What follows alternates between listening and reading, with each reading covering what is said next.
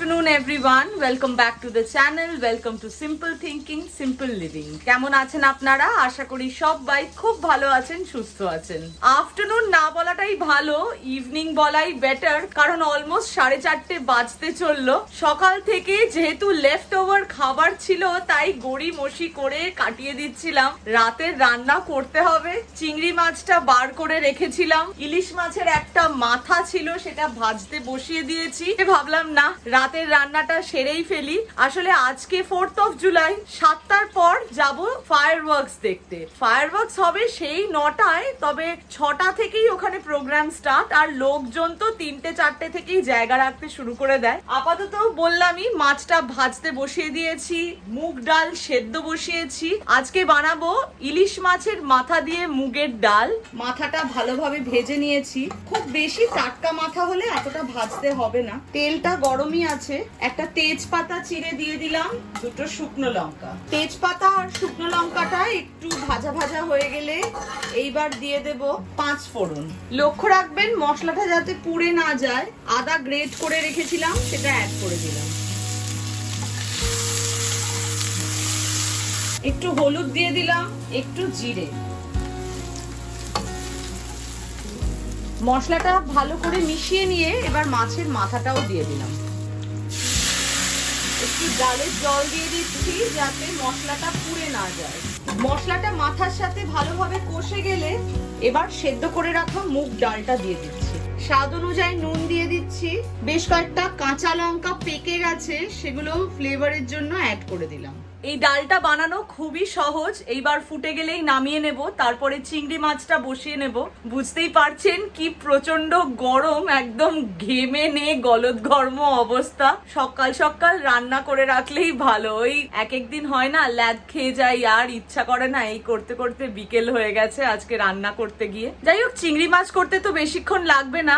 আজকে বানাবো ক্যাপসিকাম দিয়ে চিংড়ি মাছ, মানে ক্যাপসিকাম প্রন বলতে পারেন। এটা রুটি দিয়েও ভালো লাগে, ভাত দিয়েও ভালো লাগে, আর খুবই সহজ বানানো। ডালটা নামিয়ে নিয়ে এবার চিংড়ি মাছগুলো ভাজতে বসিয়ে দিচ্ছি। হালকা করে ভেজে নেব, অল্প একটু নুন হলুদ দিয়ে মাখিয়ে নিয়েছি। চিংড়ি মাছগুলো সবকটা ভেজে তুলে রাখার পর তেলের মধ্যে গোটা গরম মশলা, শুকনো লঙ্কা আর জিরে ফোড়ন দেওয়ার পর ছোট ছোট কিউব করে পেঁয়াজ কেটে দিয়ে দিয়েছি। পেঁয়াজটা ভেজে নেওয়ার পর আদা রসুন যা যা লাগবে সেগুলো দেব।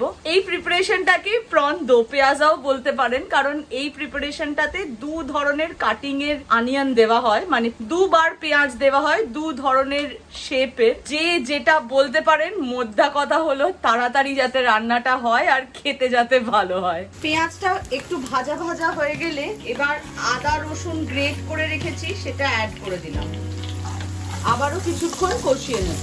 2 মিনিট মতো রান্না করে নিয়ে এবার একটা টমেটো কুচিয়ে দিয়ে দিলাম। কিছুক্ষণ কষিয়ে নেব আবার। মশলার কাঁচা গন্ধটা চলে গেলে দেখুন আস্তে আস্তে তেল ছাড়তে শুরু করে দিয়েছে। একটু টমেটো সস অ্যাড করে দেব, মিশিয়ে দেব। এবার অ্যাড করব গুঁড়ো মশলা, হলুদ গুঁড়ো, জিরে গুঁড়ো, ধনে গুঁড়ো, কাশ্মীরি লাল লঙ্কার গুঁড়ো। সামান্য একটু জল দিয়ে দেব যাতে মশলাটা পুড়ে না যায়। ভালো করে কষিয়ে নেব। মশলাটা বেশ সুন্দর কষে গেছে। এবার কয়েকটা কাঁচা লঙ্কা পেকে গেছে, ওগুলো চিড়ে নিয়েছি। পেঁয়াজ বড় বড় করে কেটে নিয়েছি, ক্যাপসিকামও কেটে নিয়েছি, ঠিক চিলি চিকেনে যেরকম ভাবে কাটে অ্যাড করে দিচ্ছি। কিছুক্ষণ ভেজে নেব। কিছুক্ষণ ভেজে নিয়ে এবার চিংড়ি মাছগুলোও অ্যাড করে দিলাম। চিংড়ি মাছ থেকে বেরোনো এই ঝোলগুলো কিন্তু কখনো বাদ দেবেন না, এই ঝোলের টেস্ট আলাদা। খুব ভালো করে মিশিয়ে দিলাম মশলাটার সাথে। মাছ, ক্যাপসিকাম, পেঁয়াজ, লঙ্কা সব একসাথে। বাটি ধোয়া জল দিয়ে দিলাম। খুব বেশি গ্রেভি হয় না এটাতে। সামান্য একটু গোলমরিচ পাউডার অ্যাড করে দিলাম। স্বাদ অনুযায়ী নুন, স্বাদটা ব্যালেন্স করার জন্য সামান্য একটু চিনি। সবকিছু খুব ভালো করে এবার মিশিয়ে দিচ্ছি। দেখুন সাইড থেকে এবার ঝোলটা ফুটতে শুরু করেছে। লো টু মিডিয়াম করে দিলাম ফ্লেমটা। ঢেকে দেবো, 5 মিনিটের জন্য রান্না করে বন্ধ করে দেবো গ্যাসটা। স্নান টান করে বেরিয়ে পড়েছি, বেশ টায়ার্ডই লাগছিল, তবে অনেক বন্ধুরা একসাথে যাচ্ছি বলে ভালোই লাগছে। 7টা বাজে, 9টা নাগাদ ফায়ার ওয়ার্কস, বেশ অনেকক্ষণই বসে থাকতে হবে আমাদেরকে। বাড়ির সামনেই হাই স্কুলে ফায়ার ওয়ার্কস হচ্ছে, বাড়ি থেকে বেশিক্ষণ না, 7 মিনিটের রাস্তা। ফুটবল গ্রাউন্ড আছে, সেখানে হবে ফায়ার ওয়ার্কস, তার সাথে কিছু ফুড ট্রাক আছে, বাচ্চাদের কিছু খেলা টেলা আছে। এইদিকে এখন রাস্তা বন্ধ করে দিয়েছে, চারিদিকে পুলিশ পেট্রোল আছে যাতে কোনো রকম সমস্যা না হয়।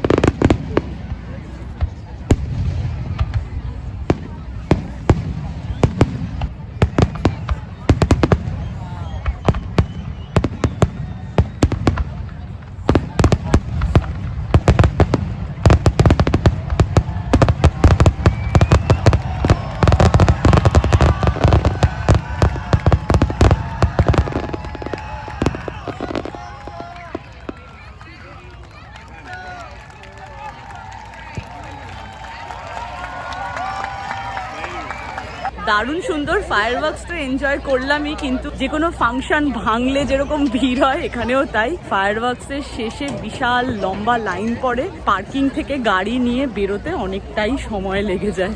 এখন আমরা গাড়ির দিকেই যাচ্ছি।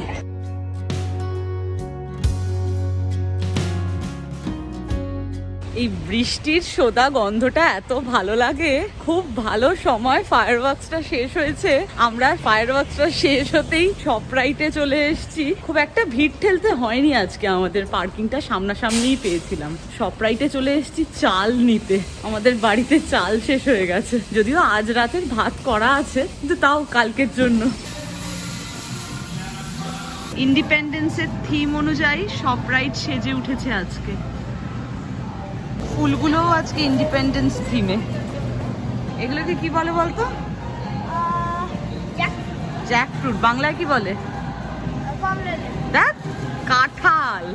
এখানে এক একটা কাঁঠাল পার পাউন্ড $1.5 করে। $1.5 মানে ওই 450 গ্রাম 120 টাকা অ্যাপ্রক্সিমেটলি।